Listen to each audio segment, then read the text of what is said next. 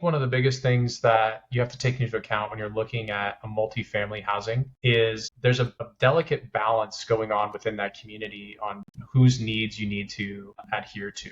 So the EV drivers, they just want access to energy, and they want to be able to have that access anytime, day or night, so that they have the peace of mind when they come home. There's going to be an EV charger there that's open and ready and working for them. The community they want to have equal access for everyone.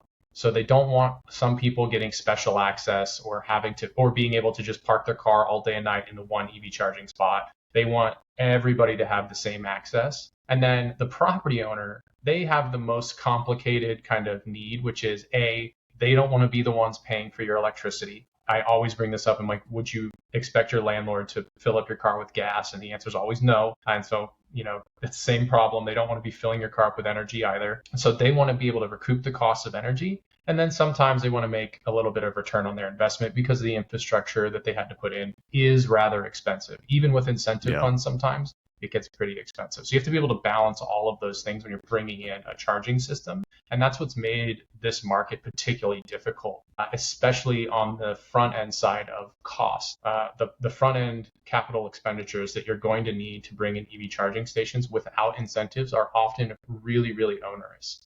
Right? Like when I worked, I was a first hire at EverCharge. When I worked there, our upfront costs were on average $4,000 to $6,000 per station installed. So if you can think about that, 10 of those is going to cost you like 50 grand. And that's if you have enough power. That's not, hey, I've got enough energy, I can add in $50,000 straight away. Like that's expensive. So with Pando Electric, same scenario, we can probably drop that down to like 1 to 1.5 per station.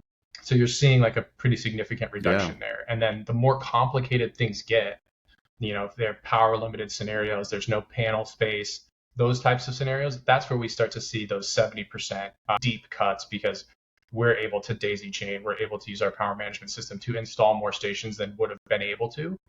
So you don't have to bring in, which are the more expensive things, new transformers, new panels, which are, $20,000, $30,000, $50,000 just for the one thing. So that's how you're really getting to make the cost more comparative to EV charging at a single family home.